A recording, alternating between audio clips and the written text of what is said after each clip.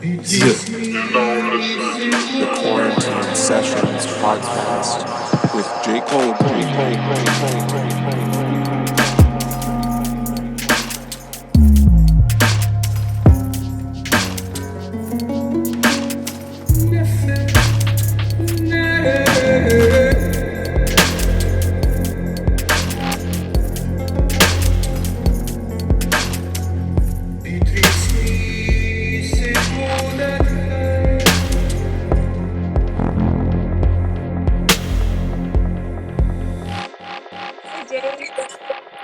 What's up, Izzy?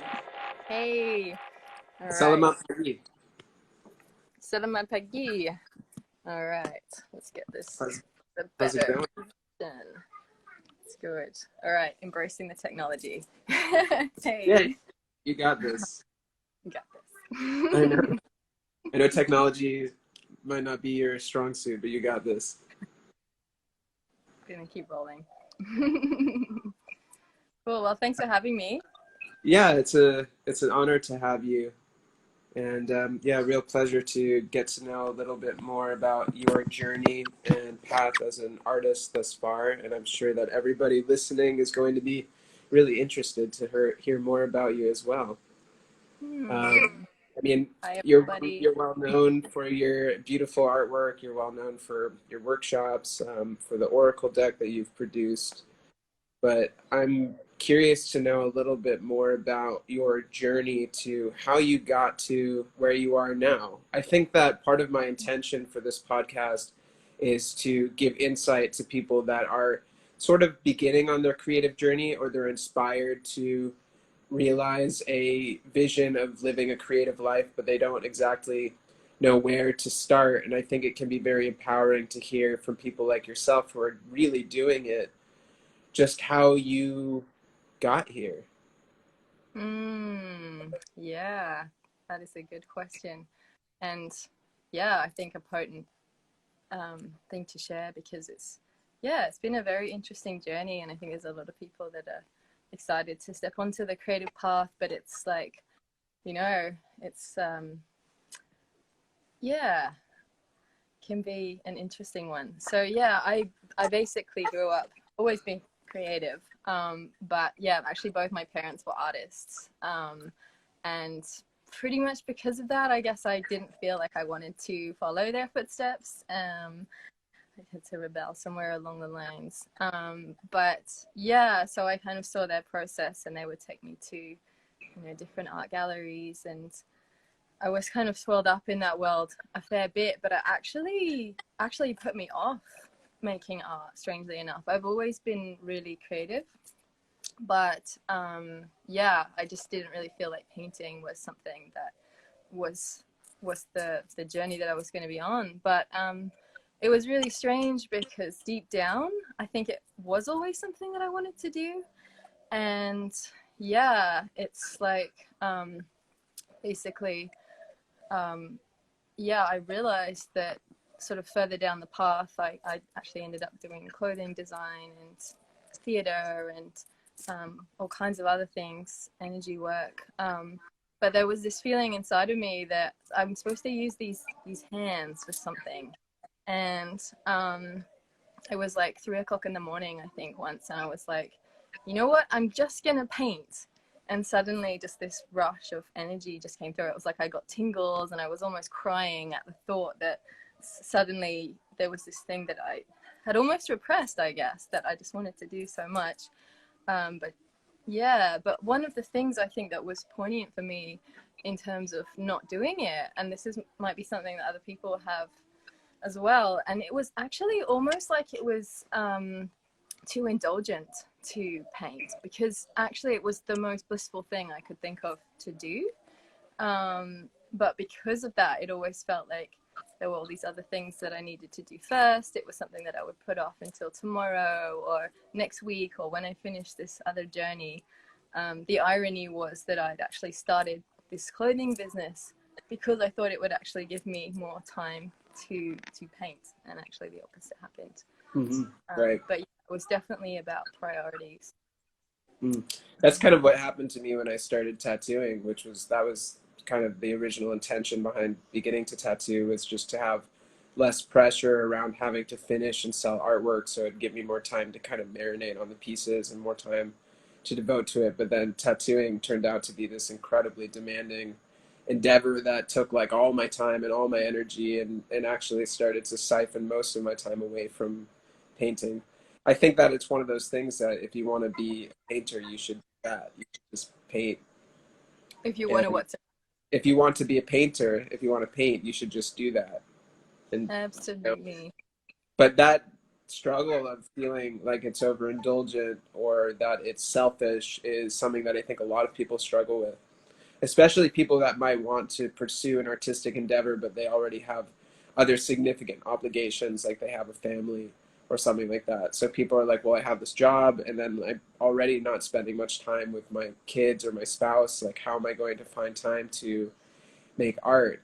But I think that it's flipping the perspective around to see that we need to take care of ourselves first, and that loving ourselves and caring for ourselves is equally as important as whoever else is in our lives, and that painting and engaging in a creative practice can be an act of self-love in a really profound way. Absolutely, absolutely.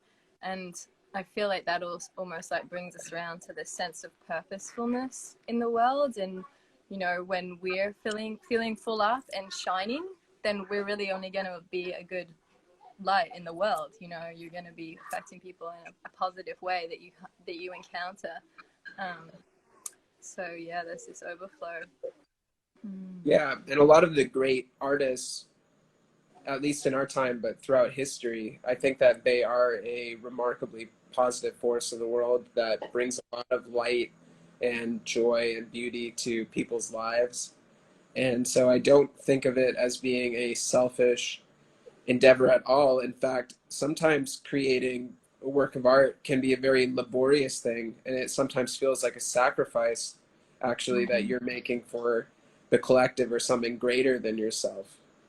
Totally. Yeah, no, that kind of brings me on to this idea of this devotional path that I feel like I've been walking, I guess I've been painting for, well, I actually realized it's 7 years, probably almost to the day.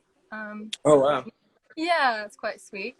But yeah, I mean, to start with, there was a lot of exploration, and we can sort of divulge into that at some other point. But yeah, I mean, it feels like this journey where once I stepped onto this path and I signed up for the assignments for what was starting to come through, it was just total devotion. And so my life has just been this really, I guess some people might find it crazy, but like I've just been following the whispers and have traveled the world and met lots of weird and wonderful people and had lots of very interesting experiences as a result of.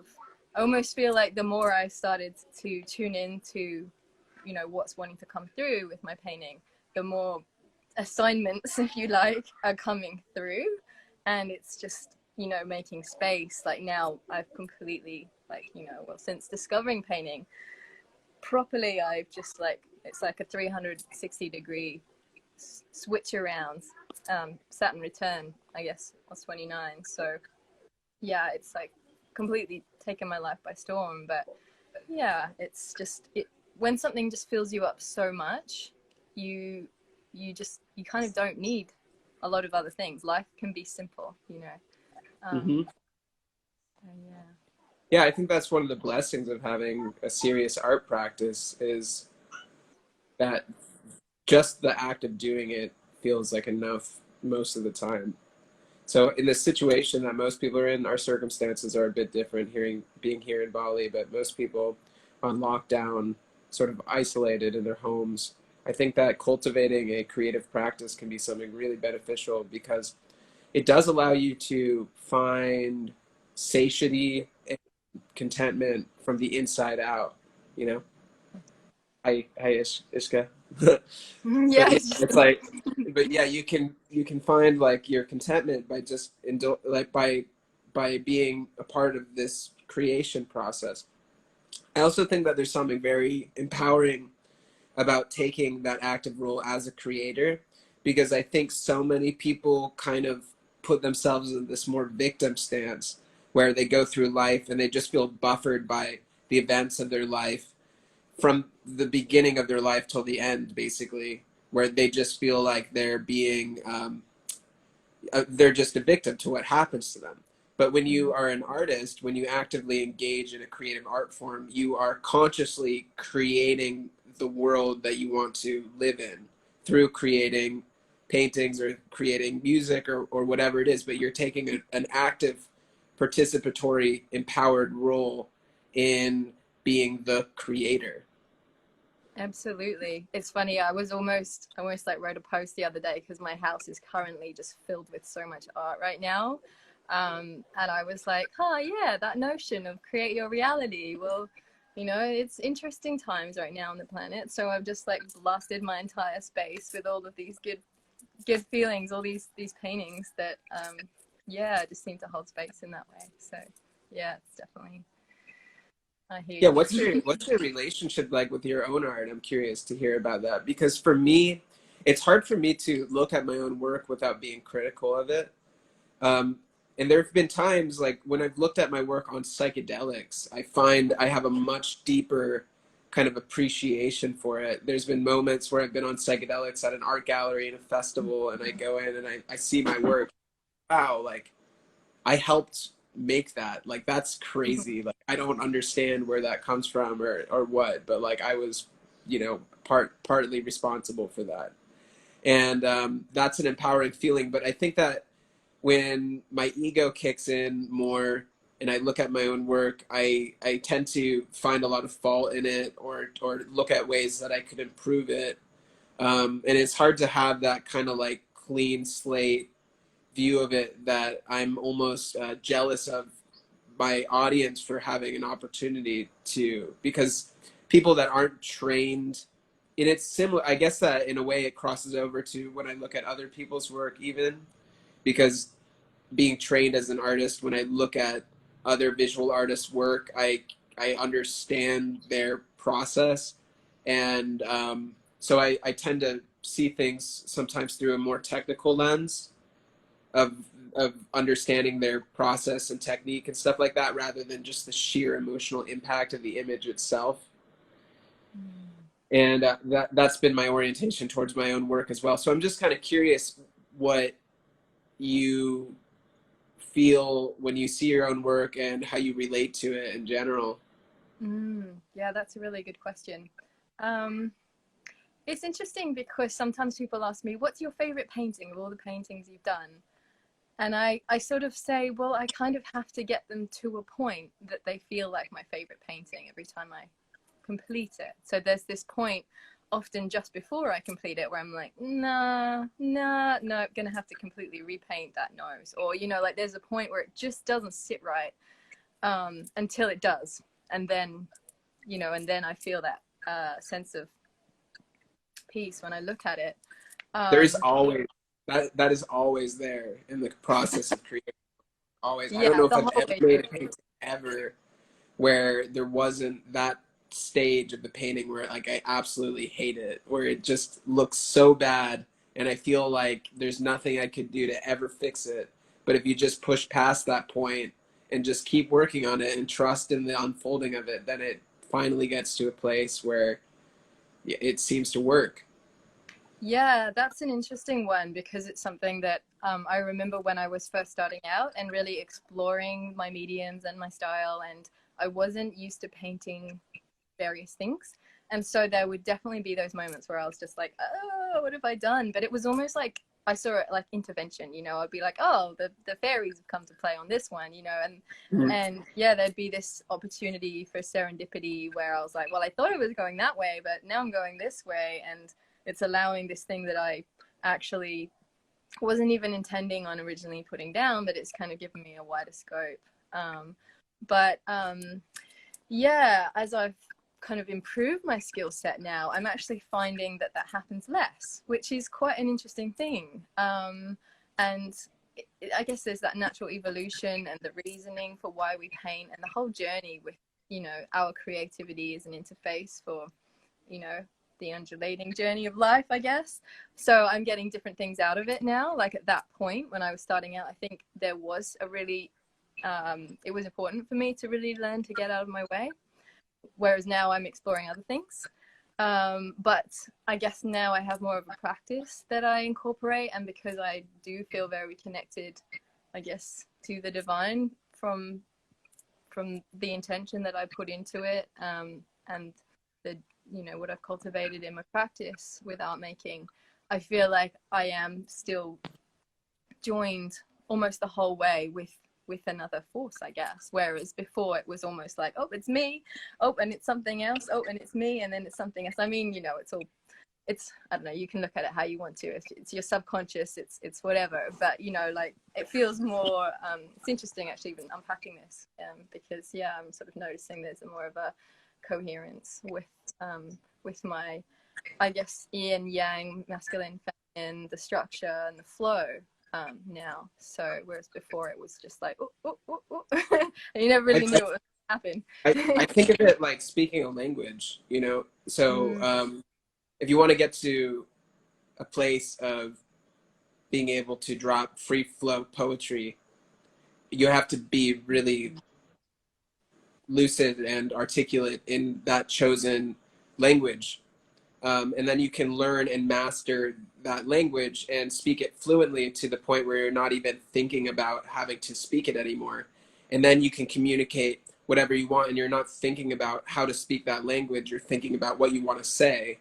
And I think it's the same thing with the visual art form.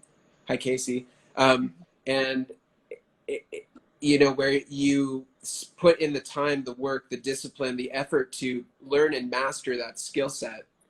And then after you have learned and mastered that skill set, you're not really thinking about how do I make this look three-dimensional, or how do I get the brush to properly strike the canvas, or whatever it is. All these things that you go through at the beginning when you're first learning the art form. And then you're thinking more about how you want the art to look, what you want to say, what ideas you want to play with instead. Yeah, totally. Yeah, it's like having a set of, I don't know, dance moves or, you know, fire performing skills, and then, you know, once you're in that flow, you just kind of almost watch your body as you already, it's almost like muscle memory. But yeah, with painting, definitely I actually feel like, because I find myself like squinting at sparkles and like figuring out how metals shine, and just like looking at the world in quite a different way to how I did before I used to paint. But I almost feel like I've got this toolkit of all these textures now.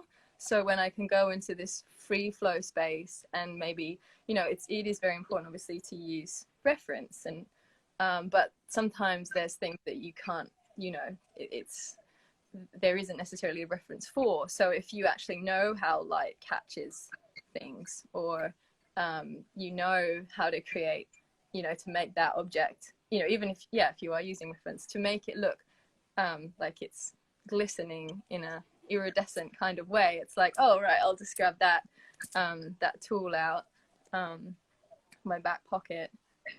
Yeah.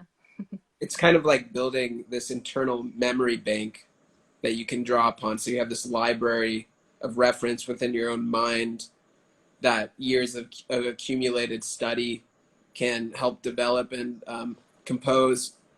It's kind of like if you've drawn hundreds of portraits just with models, then you're going to be able to use all of those different portraits that you've drawn, and all the different aspects of studying how to draw the portrait, how to draw a human face. And then when you create faces from your imagination, you can remember all those different aspects. And it's true, when you start to go down the path as a visual artist, it definitely changes the way that you're seeing things. And I remember when I started studying anatomy and portraiture and stuff like that, I'd be talking to people, and my eyes would kind of just like drift over. I'd start like staring at their ears or whatever, you know, or like I start like analyzing like the light that's like on their eyes. Just, you Yeah. know, you start to almost objectify people in a funny way when you start getting into portraying figures and people and portraits and things like that. But it's like everybody becomes reference and learning material and sort of, yeah, data that you can draw upon in your own work. And that's been a suggestion that I've heard from a lot of really masterful, imaginative fantasy or visionary artists, is just to draw as much as possible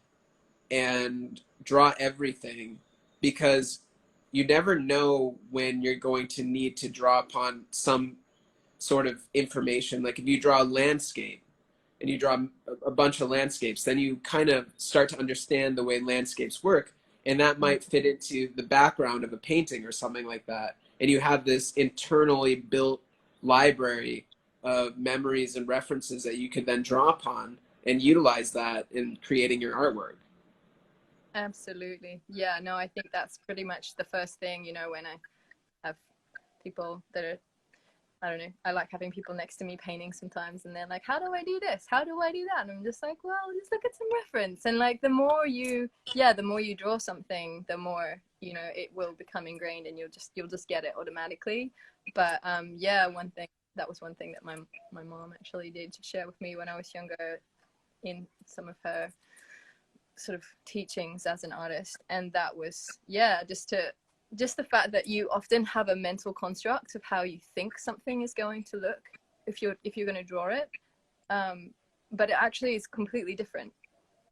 So if you know, when you draw a face without ever really looking at one, you know, you have a notion that various things are in certain places, and then you actually look at real life and you see the shadow and you see all these different elements, and you're just like, wow, that wouldn't even make sense to my brain to compute to have created it like that. So yeah, I think it's definitely brilliant to just be doing as much reference as you can, and then again, yeah, you just accumulate that toolbox, which is especially good for live painting too, you know, like when you're on stage and you've just got to, like, I used to do these start to finishes in like 6 hours, and it was, you know, it was like, all right, what have I been working on over the last few weeks, plus, you know, like tuning into the energy of the crowd and everything, like smashing something out that looks effective. But it's definitely a time where you don't even have time to think. It's just like, all right, what have we got here? And then it's just so out of your own way. It's Yeah, I love that, especially if you're live painting on a stage and there's a lot of pressure to have to just bust something out. That kind of pressure definitely induces a flow state that generates some really amazing material that you might not get if you're in your studio and you can just take your sweet time. And yeah, it's like having that extra pressure just forces things to come through, and it goes to show you how much of our creativity is blocked by our hesitation too, because what that does when you're on stage live painting is you don't have time to be able to hesitate. Like, you have to just keep going, just keep going, just keep going. And getting into that space, it does really make a huge difference. Yeah, no, absolutely. I think I almost like cut my teeth with, you know, like when I was starting out as an artist, I just kept signing up to do all this live painting on stage. But I feel like it was a really good practice. I don't feel to do it now because I am such an energetic sponge. I do feel pretty flawed by it. But it was such a great practice because yeah, well, I mean, I've always been fascinated with channeling painting. So to actually have the energy of the crowd, you know, behind me, there was just so much. I don't know if people are familiar with the human design, but I'm a reflector, whatever that means to anyone. But like, I'm pretty good at being a sponge and directing the energy of the space. So it was just such an incredible, probably one of my favorite feelings in the world, to be just like in this space channeling this, you know, this amazing event where there's a lot of energy from the DJ or the band or whatever. But yeah, there was this, I think for me, like, and this is something that I teach in my workshops, and a major game changer was this whole thing of getting out of your own way. And so that was a really good way of like slingshotting yourself into that place. Yeah. That's how I first met you too, is that Earth Frequency. Yeah. And we were both painting on stage. I was stage left, you were stage right, with I forgot Collier about Scintilla that. and That some is other DJs. Yep. Uh, Yep. Mm-hmm. yeah, I'm curious kind of, because you work a lot in a workshop setting and you do a lot to help foster people's creativity. What are generally tips that you give to people who want to begin the journey of becoming a painter but don't know where to start? Well, just do it. Yeah, no, there's a few things. I mean, that's quite depends which aspect you want to be looking at with this. But I think if you're going to just start a piece, it's to get rid of that blank canvas feeling. So to get some color down on the canvas. I personally like to work with a gradient. That's what I teach, because suddenly it almost feels like you've got a landscape then to put something in very simple. But it's, you know, it's a color, it's colorful and it's inviting for something else, like for the next level. And it's done very quickly, so you don't get to think about it. But yeah, I think also just watching your mind and just being like, oh, am I just putting this, is the tomorrow thing happening too much? You know, what if I literally am staunch with myself about putting a couple of hours aside, even just like once a week, that you know that you're going to set that space. And actually, I mean, we've been doing the paint jam weekly, which has been great here. But you know, having something like that where you've almost got accountability buddies, you know, paint jam for anyone that doesn't. Yeah, it's just you all get together and bring your paints and your canvases and you paint together and you put on some good tunes. And the fact that you're all, and actually this is another reason why I like to do my workshops in groups rather than one-on-ones, is because we are all holding space for each other. You know, sometimes as well, you can start a painting and you might do a few strokes and then walk off or whatever. And it's, if you've got a group energy, then you're all kind of there with each other, even if you're not talking, you know, like you're just kind of holding space. But I do think just starting is a major thing as well, because I mean, I often go into quite a deep flow state when I'm painting, and sometimes people say, "Well, how do you get into that space?" But the thing that's great about painting is it's sort of a meditative practice in itself. So just starting it, even if you don't feel it immediately, will sort of naturally put you in that place. And that's also makes sense why you'd do something simple like a background, where you don't have to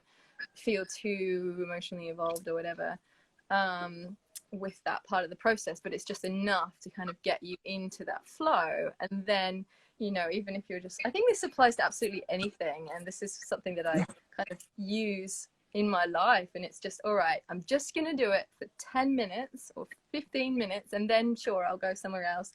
But usually what happens is the time that it takes you to just sit down and start it, you suddenly then can just keep going for hours.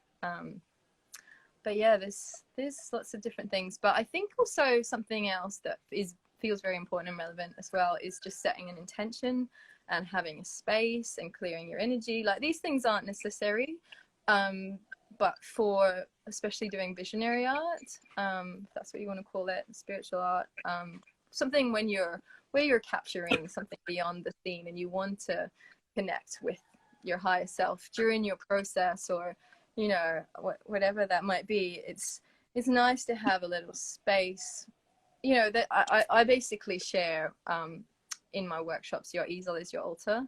And you know, when we very first start the workshop, like the workshop itself is kind of set in a ceremony space, and you know, clear the energy, clear your own energy with whatever means you find useful to do that. I mean, there's some things I can share, but you know, even think of it as a spiritual practice if you want to, and then yeah, you're basically creating a container for yourself, which means that you'll just be able to go deeper into the process, and it can be really very beautiful. Yeah, definitely more than just painting. Yeah, for sure. I really love Alex Gray's artist prayer. It's a really beautiful one that could be read for any aspiring artist or creator before a session. Yeah, well, actually, because I've been doing Reiki or energy work for the last, I guess, like 14 years. What I discovered that was, I teach Reiki too, but there's something that I call the Reiki on switch, and it's just a little affirmation or a prayer, whatever you want to say, that I say before going into a session. And it's sort of like that, okay, we're tuning in now. And it's sort of like the more times you do it, the more it just becomes, uh, it becomes that. But I actually do that same prayer because, I mean, I guess I'm working with the life force energy, Reiki, if you want to call it that, when I'm sort of, you like, channeling the paintings. And so, yeah, I use that prayer and I share that prayer with people in my class, but I also really do invite people to create their own. So it's their own flavor and their own semantics or whatever. Yeah. Mm-hmm. Yeah, I find that the meditative state that one goes into when they're creating art is kind of like that's really where it's at. You know, it's like the actual artwork itself. It's just kind of like the byproduct of that. And that's really what the artist is reaching at, is that like trance state. And it's so powerful, you know, when you get the environment set up right, both externally and internally, where you can get yourself in the right state of mind and have your space set up properly with like the right music and the right lighting and whatever, to just be able to go fully into that tunnel. That's such a amazing feeling, and just have hours and hours just go by with this sense of timelessness and like full absorption into the creative practice. Yep. You know? Yeah. It's interesting. It's interesting. I sort of almost feel like I've set up my life now, and this might be a useful nugget for people as well. And it's like, it's really working with that yin and yang again, the masculine and feminine structure and flow. And it's almost like really setting up a container for my art space where I can go into this very deep feminine deep dive. And if someone wants to, I don't know, come over, or if there's no external distractions that I have to deal with. I don't have to deal with things. But before I go into that space, I'm like, all right, do I have food in the fridge? Do I have rent paid? Do I have my email sorted? And I'm when I'm catching up with people, I'm like, well, this is a window of space where I'm going into here, into this flow state, and this is where I've got my human back on. It's almost like just having the yang element of holding space for the feminine, which is to deep dive into this very soupy anything goes space. And that is really because when I'm deep in that space, I do find it difficult to interface with the rest of the world. Like I love to travel and teach and be at festivals and be out in the world, but when I'm in my creative process, I'm very introverted, and it can be hard to string a sentence together. So I don't really have a choice. I kind of have to have those two elements, but it's really just a way of dividing my day based on the way my brain works. And some people are clearer in the morning for certain things and the evening for other things, and it's just kind of working like that. Yeah. I find I tend to get into more of a creative flow state at night, and I've always made art at night. It was nice that time though that we did that live painting thing, and we had to wake up really early for it and start painting at like 6 in the morning. There was something really nice about just waking up and not even thinking about anything else and just going to the canvas and painting. And it's so peaceful here in the mornings too, and the energy is so still and quiet. I found that was really nice, and I might try to explore that a little bit more. It's like waking up really early and just getting in a few hours first thing in the morning. But yeah, something that you were talking about that I really resonate with, and I suggest to a lot of people as well, is just making sure that you set up a permanent creative space. Because I find I'm really lazy, and I find it deters me quite a lot if I have to really work at all to try to set up my materials and things like that. But if my materials are already set up, the canvas is already on the easel, the paints are already out, and I can just pick up the paintbrush and start, I'm like 100 times more likely to actually do that than if I had to, like get everything set up and know that I have to clean it up afterwards. So kind of carving out a little niche a little corner in your room, even if that's all you have, where you can set up your work and just go for it. That seems to help a lot. And yeah, I think that when I was talking with Luke Brown some weeks ago on another podcast, he was talking about how he basically has cultivated his life to orient around his creative work and process. Like the art that he makes is the most important thing, and everything else is secondary to that. And I think that when you get really serious about a creative path, that you do have to make that priority shift where you have to basically protect your creative flow at all costs. And that means losing relationships. That means having to say no to a lot of things that other people might be doing, like just, you know, hanging out and going to parties or whatever it is. It takes saying no to a lot of things in service of that and protecting that. And yeah, I think that that's a really important part of the artistic journey, and one that isn't actually talked about as much, which is that aspect of sacrifice.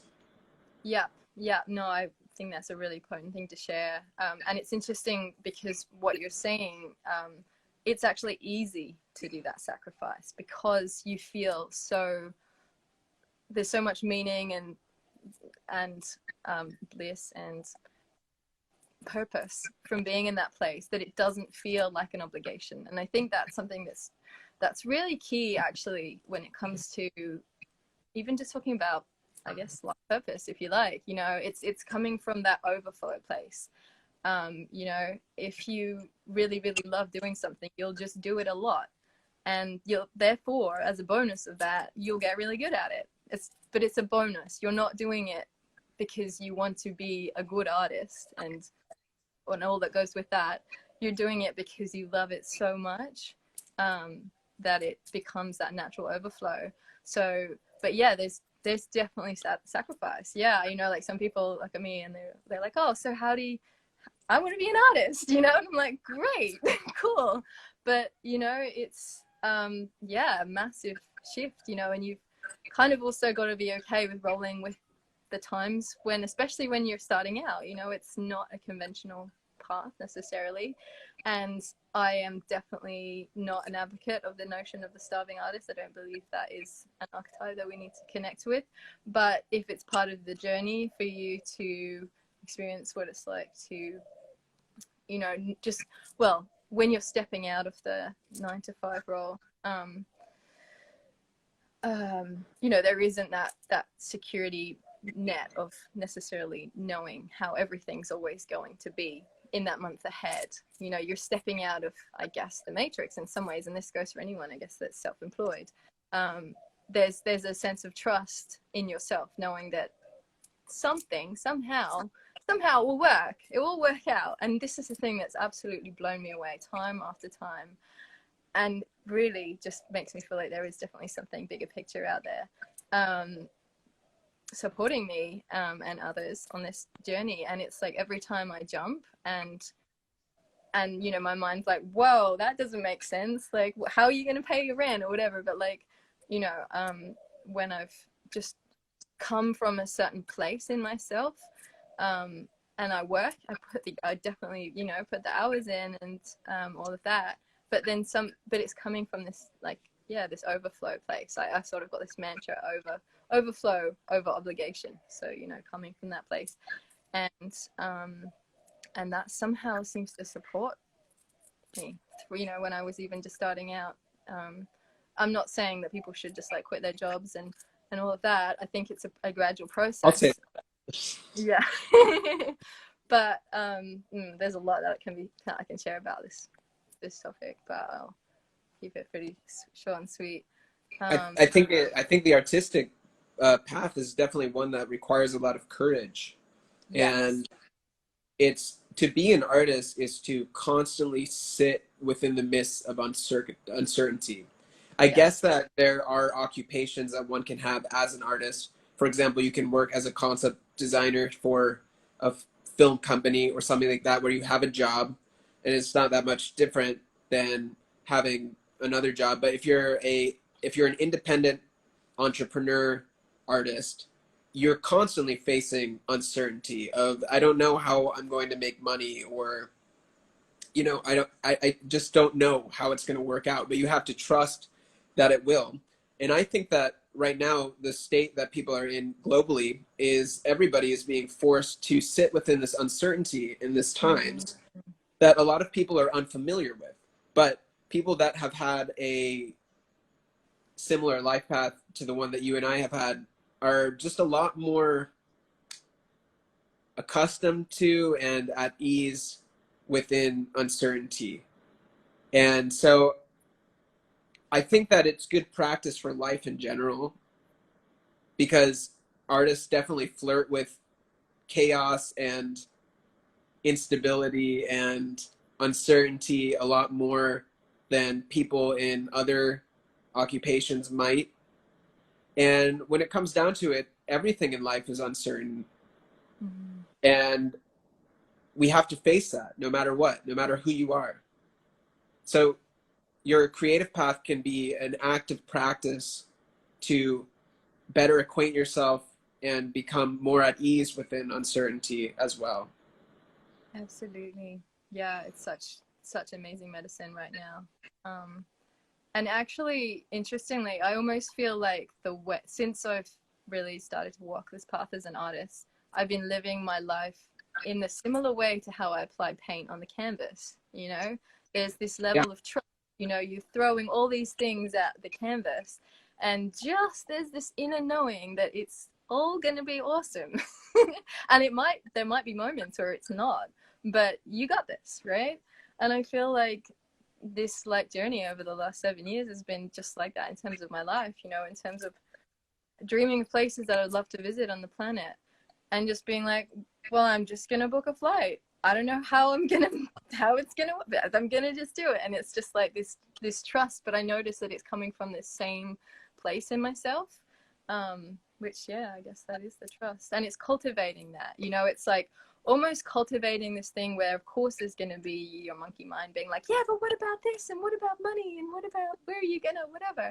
And it's like, yeah, I sort of made a pact with myself a couple of years ago to just stay in my integrity as much as I possibly humanly could. And actually that was a life-changing thing as well, because if I'm really trying to make, you know, if I'm aware of the decisions as to whether they're coming from that fear place or that expanded place, you know, that love place, or the overflow, then I feel like I am supported when I make decisions from that place. But the minute that I start, you know, being like, oh, maybe I should do that, and that would make sense, and I kind of go down this like rabbit hole, and then suddenly the universe is like slaps me back onto my path, and I'm like, oh right, yeah, okay, hang on, that wasn't true right now. And so that's been huge. Mm-hmm. Yeah, being in a compass. Mm-hmm. Yeah, being as much in alignment with yourself as you can possibly be. I think that word integrity, it sometimes means adhering strictly to some kind of moral principles or belief system, and that's the way that the word is used. For me, integrity means being as deeply in alignment with myself as possible. Mm-hmm. You know, and that's definitely something very important in a creative path. And the more real your creativity is, the more powerful it's going to be. Also, the more true it is, the more in integrity it is with yourself. Mm-hmm. I think that there is something much more powerful about somebody who is perhaps going through some kind of internal conflict and expresses that through their work, even if the work is dark, than somebody who is, you know, going through inner turmoil, but the work that they're creating is all like sunshine and happiness, and it just doesn't feel authentic, you know. And I think that it's like an act of radical vulnerability to be an artist and to create artwork. One of the questions that I wanted to ask you is, why do you make art? And you can follow up this rant with that answer. But for me, I think that a lot of the reason why I create art is it's a way to communicate with people, you know. And sometimes I'll feel things really intensely, or I'll have experiences that are really intense, and I want to be able to communicate those feelings or those experiences with people. And if I'm just talking to them, it's really hard to communicate that. But if I can create an image that evokes that feeling, then people are able to empathize in a much deeper level with what I am experiencing and what I'm going through. So it's this really intimate act of kind of showing people what it feels like to be me, you know, and sharing myself in this really vulnerable way. So I think that that's one of the main motivations for me in creating art. But I'm curious, why do you make art? Well, I kind of almost want to just follow up a question or a topic that you were just sharing partway through what you were expressing just then, and that's that idea about vulnerability and being in your integrity when it comes to what we were talking just before about being integrity with your life.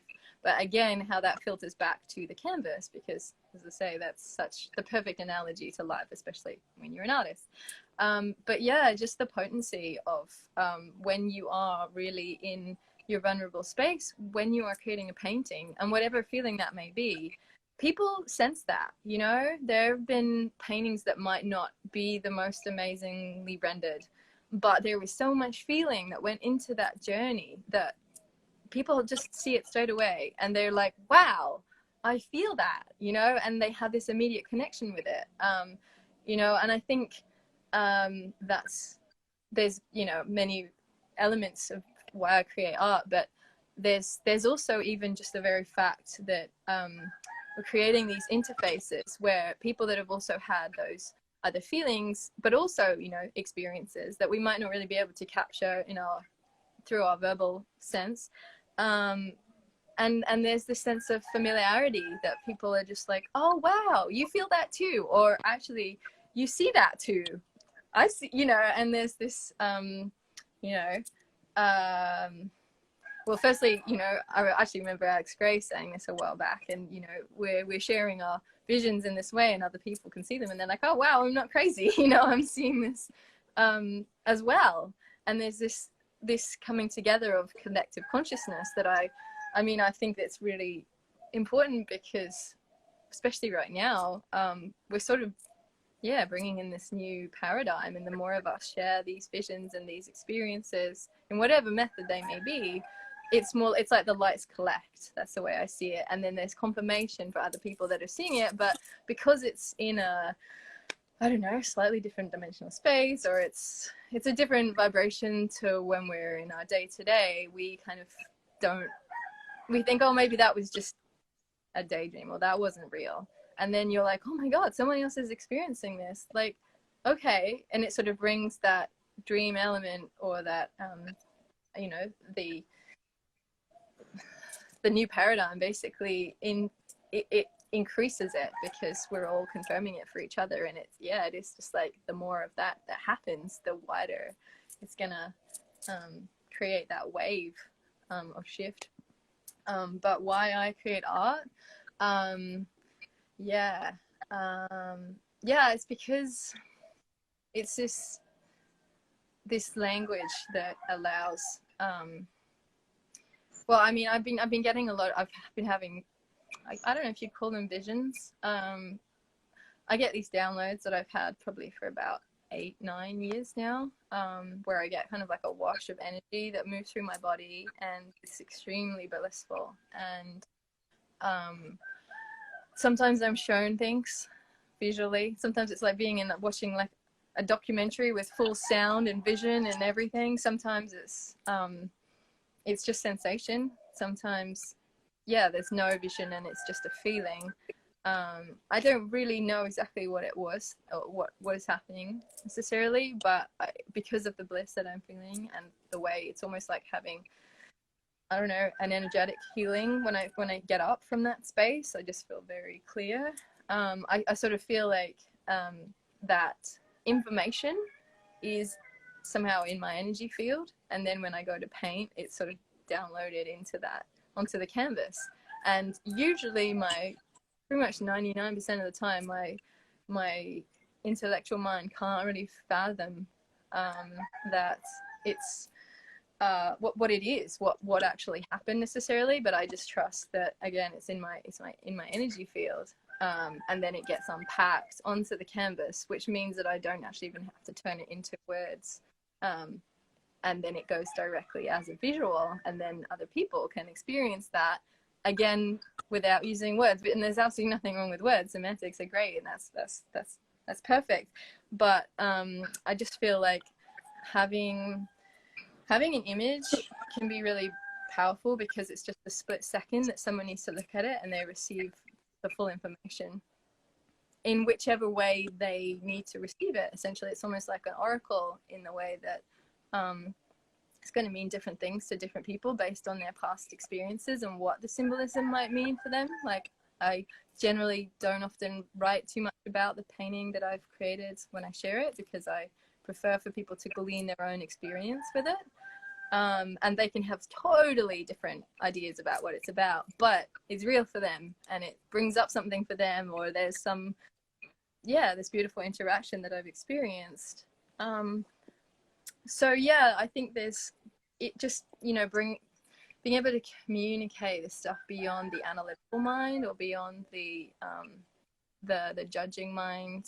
I think just because in this day and age we have become so accustomed to be using our analytical mind with everything, I think it's like it's just bringing back the balance a little bit. So, and then also just the fact that we all speak different languages around the world, so if we can speak the language of art and feeling, then there's a further depth in that coalescence of realizing that we're all on the same page. With this. We have about maybe 3 or 5 minutes left before this live stream is going to end, but yeah, that's something that Alex Gray also talks about, is that the main thing that is universal to all world cultures and religions is art. That like you can find similarities within religious beliefs, but there's a lot that you could debate about how they're different. But the one thing that all religions of the world and all spiritual traditions of the world have in common is sacred art. So by being a sacred artist, by creating works of sacred art, you are tapping into probably the oldest spiritual practice that has ever existed on the planet, and the most universal one throughout all forms of religion and spirituality. Yeah, absolutely. It feels like this sort of ancient future thing almost, it's like, it feels like ultra important to be connecting with some of this ancient knowledge, I guess, whilst bringing it into the new paradigm and making it accessible for people, because I don't know, I feel like there's a lot of this wisdom that is really relevant right now. And actually, even saying that, I'm not implying that I'm wise and I know this stuff. It's more just like when I get out of my own way, there's this other thing that wants to move through me, and creatives all over the planet right now. And I'm just like putting my hand up and being like, yeah, I'll do that. So yeah. Awesome. Beautiful. Well, there's a whole lot I'd love to talk more with you about. We'll have to do this again another time. To continue this conversation. But yeah, this was so great, so much fun, so inspiring. Thanks, Izzy, for your time, and thanks to everybody who tuned in and listened intently to this conversation. We appreciate you very much. Yeah, thanks, Izzy. Yeah, thanks, Jake. Thanks for having me. Thanks, everybody. Yeah, my pleasure. Enjoy the rest of your day. Be well. Much love. See you soon. See you. Bye.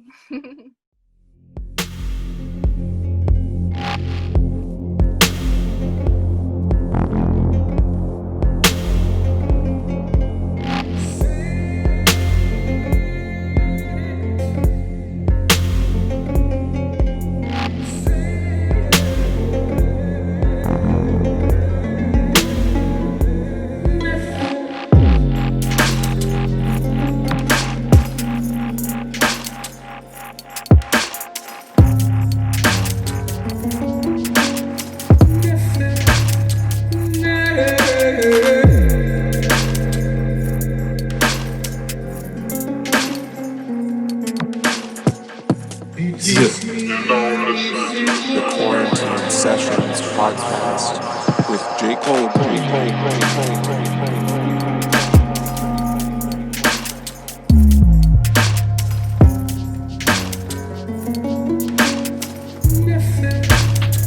Yeah.